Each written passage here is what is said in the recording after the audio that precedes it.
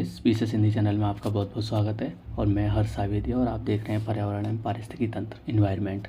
ये मेरे hand written notes हैं और बिल्कुल डिटेल्स में आपको मैपिंग के साथ, एग्जाम्पल के साथ, डायग्राम के साथ, जहाँ वर्ल्ड का होगा वर्ल्ड का, जहाँ इंडिया का होगा इंडिया का, पर पेज में मैं आपको दे रहा हूँ। ये मेरा यूट्यूब चैनल है पीसेस हिंदी। आप @पीसेस हिंदी डालोगे, एंटर करते ही मेरा चैनल आ जाएगा, तो आप इसको फॉलो कर लीजिए, सब्सक्राइब कर लीजिए, बेल आइकन प्रेस कर लीजिए, जिससे कि अपकमिंग वीडियो आपको मिलती रहें। ये मेरा टेलीग्राम चैनल है पीसेस हिंदी GS। इस पर भी आपको करंट से रिलेटेड और PDF जितने भी हैं मैं आपको इसमें दे रहा हूँ। ठीक है, ये मेरा व्हाट्सअप चैनल है पीसेस हिंदी। तो आपको आप मेरे चैनल पर जाएंगे, विजिट करेंगे, तो उसमें सीक्वेंस से प्लेलिस्ट में बहुत सारी वीडियो लगी हुई हैं। पॉलिटी में कंप्लीट कर चुका हूँ, इन्वायरमेंट की आपको 11 वीडियो दे चुका हूँ।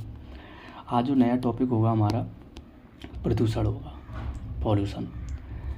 आपको मैं बता दूं, जैसे मैंने पहले इन्वायरमेंट की परिभाषा वगैरह कराई है ना, फिर उसके बाद में इकोलॉजी भी मैं आपको कंप्लीट करा चुका हूँ बिल्कुल डिटेल में करंट के साथ। और मैंने आपको बायोडाइवर्सिटी भी मैंने डिटेल में कराया है। ठीक है, मतलब पारिस्थितिकी तंत्र, उसके बाद में जैव विविधता परिभाषा तो मैंने शुरुआत में कराई ही थी। तो आप देखेंगे 11 लेक्चर में मैंने कंप्लीट डिटेल में कराया है। प्रदूषण भी 2-3 वीडियो में कंप्लीट हो जाएगा। फिर बताइएगा डायनामिक टॉपिक जो करंट से रिलेटेड होता है वो भी आपको मैं करा दूंगा। आइए स्टार्ट करते हैं, मेरे साथ साथ नोट करते रहना इसको।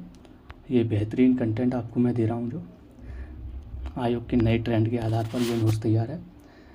पारितंत्र में अवांछित परिवर्तन, मतलब इकोसिस्टम में आप देखेंगे जो एक अवांछनीय परिवर्तन होता है, चेंज होता है, जीवों की क्रिया पर प्रतिकूल प्रभाव पड़ता है। जो भी जीवधारी हैं उन पर एक इम्पैक्ट पड़ता है प्रतिकूल। एग्जाम्पल के रूप में जैसे अर्थ है, एग्जाम्पल के रूप में आप देखेंगे ये अर्थ है, ठीक है, और ये CO2 है। ठीक है, प्रदूषक के रूप में देखेंगे आप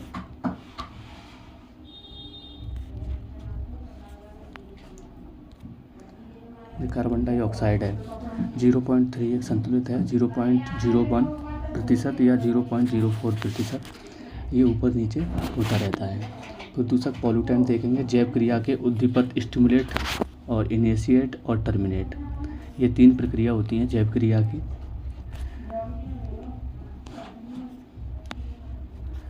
परिभाषा देखेंगे, पारितंत्र एक सीमा तक इसे समायोजित करता है। एक सीमा से ज़्यादा होने पर इकोसिस्टम पर एक प्रेशर और एक तनाव बढ़ जाता है। परिणामतः पारितंत्र का संतुलन बिगड़ जाता है। आपने देखा होगा जैसे इंडस्ट्री से जो भी धुआं वगैरह निकलता है, तो जो क्या करता है, कार्बन डाइऑक्साइड के रूप में एक हमारी इकोसिस्टम में क्या कर देता है, पॉल्यूशन कर देता है।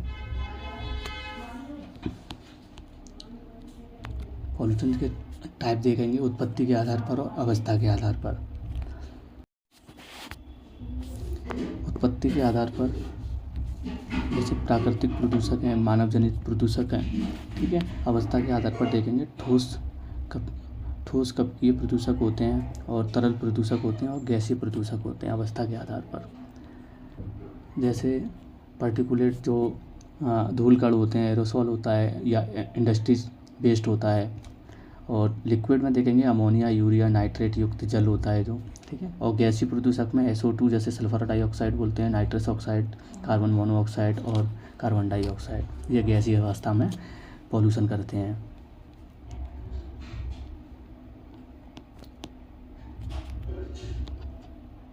प्रदूषक स्वरूप के आधार पर देखेंगे, जैसे प्राथमिक प्रदूषक और द्वितीय प्रदूषक के रूप में प्रकृति में मूल स्वरूप में रहकर प्रदूषक फैलाते हैं। जैसे आप देखेंगे खेती किसानी करने वाले लोग DDT का प्रयोग करते हैं और प्लास्टिक का प्रयोग करते हैं। ये जो द्वितीय प्रदूषक में देखेंगे, प्राथमिक प्रदूषक से अंतरक्रिया करके प्रदूषक को निर्मित जैसे पैन बनाते हैं। ठीक है,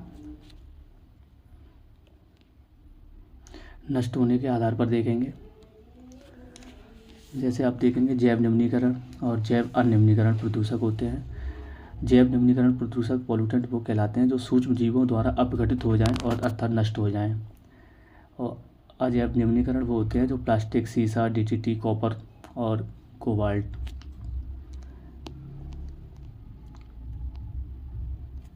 देन उसके बाद में आप देखेंगे जैसे प्रदूषण है। प्रदूषण कितने प्रकार से होता है, जैसे वायु प्रदूषण होता है, जल प्रदूषण होता है, ध्वनि प्रदूषण होता है, मृदा प्रदूषण, अंतरिक्ष प्रदूषण होता है। ये 5 प्रकार से प्रदूषण होता है। तो हम बात करेंगे सबसे पहले वायु प्रदूषण के बारे में। डिटेल में पढ़ेंगे हम, कोई भी चीज़ें आपकी छूटेगी नहीं। इसके कारण भी बताएंगे, इसके समाधान भी बताएंगे, और जो सम्मेलन सबमिट हुए हैं वो भी इसमें मैंने आपको नोट्स में दिया है। वायु की संरचना में अवांछित परिवर्तन होता रहता है। वायु प्रदूषक एयर पोल्यूटेंट बोलते हैं जिसको हम, प्राकृतिक प्रदूषक और मानव जनित प्रदूषक में जैसे पौधों के परागकण, ज्वालामुखी विस्फोट से निकला हुआ एरोसोल, पौधों के वाष्पशील कार्बनिक यौगिक, ये प्राकृतिक पोल्यूटेंट में आते हैं। ठीक है, जो नेचुरल प्रदूषण होता है उसमें आता है। तो इसका जो सांद्रण होता है, पौधों के वाष्पीकरण कार्बनिक यौगिक जैसे इनका सांद्रण कम होता है, इसलिए पारितंत्र इकोसिस्टम में समाहित हो जाते हैं ये। मानव जनित में देखेंगे जो कारखाना है, रसोई घर है, ताप विद्युत घर है या मानवीय क्रियाओं से उत्पन्न जो प्रदूषण होता है उसको मानव जनित प्रदूषण बोलते हैं। एयर पोल्यूटेंट देखेंगे, गैसीय प्रदूषक और कणकीय प्रदूषक। ठीक है, गैसियस पोल्यूटेंट और पार्टिकुलेट पोल्यूटेंट। जैसे गैसीय में कौन कौन से हैं मैंने आपको भी बताया था, कार्बन डाइऑक्साइड है, कार्बन मोनोऑक्साइड है और SO2 है। अत्यधिक ऊंचाई पर उड़ने पर वाले सुपरसोनिक विमान एवं रासायनिक उर्वरक से निकलने वाले जो नाइट्रोजन यौगिक होते हैं उनको बोलते हैं ये। सूती वस्त्रों के ब्लीचिंग एवं अन्य रासायनिक क्रियाओं से उत्पन्न जो क्लोरीन होता है उससे जो पॉल्यूशन होता है ये गैसीय अवस्था में होता है। ठीक है, पोल्यूटेंट, पार्टिकुलेट पोल्यूटेंट कौन से होते हैं, एरोसल होता है। जैसे 1 माइक्रोन बराबर 10 माइक्रोन के 1 से लेके 10 माइक्रोन तक सूक्ष्म कण, और 1 माइक्रोन बराबर 10⁻⁻⁶ होता है। ये इसका एक फार्मूला है, आप इसको नोट कर लेना। प्राकृतिक एवं मानव जनित तरीके से रेडिएशन के ग्रहण करने से और उत्सर्जन से, कारखाना है, ताप विद्युत घर है, स्वचालित वाहन है, कृषि कार्य है, तो ये भी एक कारण है। फ्लाई ऐश देखेंगे आप, इसी में है। ठीक है, तो पार्टिकुलेट पोल्यूटेंट है उसी में है ये। फ्लाई ऐश देखेंगे, इसका उत्सर्जन कैसे होता है, कोयला आधारित और ताप विद्युत घर द्वारा। निर्माण aluminium silicate, silicon oxide, calcium oxide. Fly ash का जो निर्माण है वो इस तरीके से होता है। क्या क्या चीज़ें होती हैं ये देख लो आप, एल्युमिनियम है, एल्युमिनियम सिलिकेट होगा, सिलिकॉन ऑक्साइड, कैल्शियम ऑक्साइड, सीसा, आर्सेनिक, कोबाल्ट, कॉपर जैसी जहरीली धातुओं के कण होते हैं। इनसे ही इनका क्या होता है, निर्माण होता है, और ये उत्सर्जन करते हैं कोयला आधारित ताप विद्युत घर भी। यह समस्या है, इससे निपटने के लिए ये उपाय सुझाए गए हैं। जैसे ईंट का निर्माण, खेतों में छिड़काव ताकि मृदा का जल ग्रहण क्षमता में वृद्धि हो, खानों या गड्ढों को भरने का काम करते हैं ये।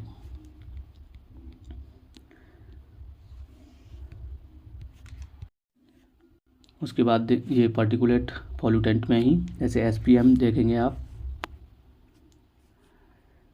सस्पेंडेड पार्टिकुलेट मैटर, निलंबित कणकीय पदार्थ के माध्यम से यह ठोस एवं निम्न वाष्प दाब वाले कण होते हैं। आकार इनका 0.0 माइक्रो से 100 माइक्रो तक होता है। एक पार्टिकुलेट मैटर 10 बराबर 10 श्वसनशील निलंबित कणकीय पदार्थ रेस्पिरेटरी सस्पेंडेड पार्टिकुलेट मैटर होता है। PM 2.5 जैसे पार्टिकुलेट मैटर बोलते हैं, जैसे कितना ppm हो गया है। ठीक है, 2.5 बोलते हैं इसको हम। घरेलू वायु प्रदूषण में आप देखेंगे शहरी क्षेत्र में और ग्रामीण क्षेत्र में। शहरी क्षेत्र में बात करेंगे जैसे वायुरुद्ध घर, वातायन, वेंटिलेशन की कमी, घरों में रासायनिक उत्पादों एवं सिंथेटिक उत्पादों का प्रयोग। जो प्रदूषण का सोर्स होगा, जो स्रोत होगा, वाष्पशील कार्बनिक पदार्थ होते हैं, जैसे परफ्यूम है, रूम स्प्रे है, एयर फ्रेशनर है, फर्नीचर है, और फर्नीचर पर जो पॉलिश की जाती है वो इसमें शामिल होता है। ये तो वाष्पशील चीज़ें होती हैं। ठीक है, उसके बाद जैविक प्रदूषक कौन से होते हैं, पौधों के परागकण, कीट, परजीवी, ये इसमें शामिल होते हैं। फॉर्मेल्डिहाइड बोलेंगे, जैसे कारपेट है, तापरोधक फॉर्म में उत्पन्न होते हैं ये। और ग्रामीण क्षेत्र में आप देखेंगे जलावन की जो लकड़ी होती है, जलने वाली जो लकड़ी होती है, वो भी एक सोर्स होता है इसका घरेलू वायु प्रदूषण का। रोकने के क्या उपाय हैं, वायु प्रदूषण को रोकने के उपाय देखेंगे अब। वायु प्रदूषण एवं नियंत्रण अधिनियम 1981, ये एक एक्ट आया 1981 में। इसे पारित करने के पीछे 1972 में जो स्टॉकहोम का आयोजन हुआ, पर्यावरणीय सम्मेलन हुआ था, उसके माध्यम से ये निकला था वायु प्रदूषण नियंत्रण अधिनियम 1981। 1981 में पारित हुआ तथा 87 में 1981 में पारित हुआ था और 1987 में ध्वनि प्रदूषण को भी इसमें शामिल कर लिया गया। उसके बाद में नेक्स्ट पॉइंट है, इसे लागू करने का अधिकार केंद्रीय प्रदूषण नियंत्रण बोर्ड का है। ये एक नियंत्रण बोर्ड है, ठीक है, जो पॉल्यूशन को कंट्रोल करता है। इस अधिनियम के अनुसार केंद्र एवं राज्य, इस अधिनियम के एक एक्ट के अनुसार केंद्र एवं राज्य दोनों को वायु प्रदूषण से निम्नलिखित शक्तियाँ प्राप्त हैं। जो पावर प्राप्त हैं इस एक्ट के माध्यम से निपटने के क्या क्या उपाय हैं, जैसे राज्य किसी भी क्षेत्र को वायु प्रदूषित क्षेत्र घोषित करता है। प्रदूषण नियंत्रण क्षेत्र में औद्योगिक क्रियाओं को रोकना, जो इंडस्ट्री एरिया होती हैं जहाँ लगे उसे कि यहाँ पर ये इंडस्ट्री नहीं होनी चाहिए, तो ये वहाँ से हटा के एक दूसरे स्थान पर इनको स्थानांतरित कर देता है। प्रदूषित इकाइयों को बंद करने का जो अधिकार है इसको, वायु प्रदूषकों के सैंपल एकत्र करने का अधिकार है इसको, ठीक है। केंद्रीय प्रदूषण नियंत्रण बोर्ड एक सांविधिक संगठन है।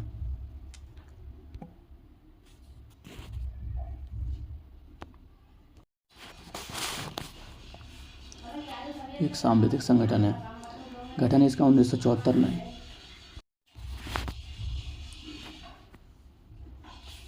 1974 में जल रोकथाम एवं नियंत्रण अधिनियम के तहत हुआ था इस संगठन का। बाद में वायु रोकथाम एवं प्रदूषण नियंत्रण अधिनियम 1981 के तहत इसकी पावर और कार्य सौंपा गया है इसको।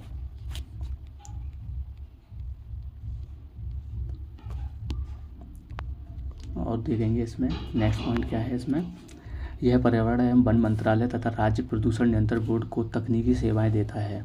यह झरना तथा कुओं की जल की गुणवत्ता का मानक तय करता है, इसी बोर्ड के अधीन होता है, ठीक है। ये राइट दिया गया है इसको। वायु प्रदूषण को रोकने के लिए सरकार द्वारा उठाए गए कदम क्या क्या हैं वो भी देख लेते हैं। ये मेंस के पॉइंट ऑफ व्यू से भी है और कभी कभी पीटी में भी इसको इस माध्यम से पूछा जा सकता है, स्टेटमेंट के माध्यम से, तो ये आप नोट करोगे कौन कौन से ये कदम हैं। 1 अप्रैल 2020 से संपूर्ण देश में BS6 मानक लागू कर दिया है। आपको पता है जो व्हीकल चल रहे हैं वो BS6 के माध्यम से ही चल रहे हैं। NGT जो नेशनल ग्रीन ट्रिब्यूनल है, दिल्ली में प्रवेश करने वाली वाणिज्यिक जो कॉमर्शियल वाहन है उनको पर्यावरण लेवी के माध्यम से किया गया है।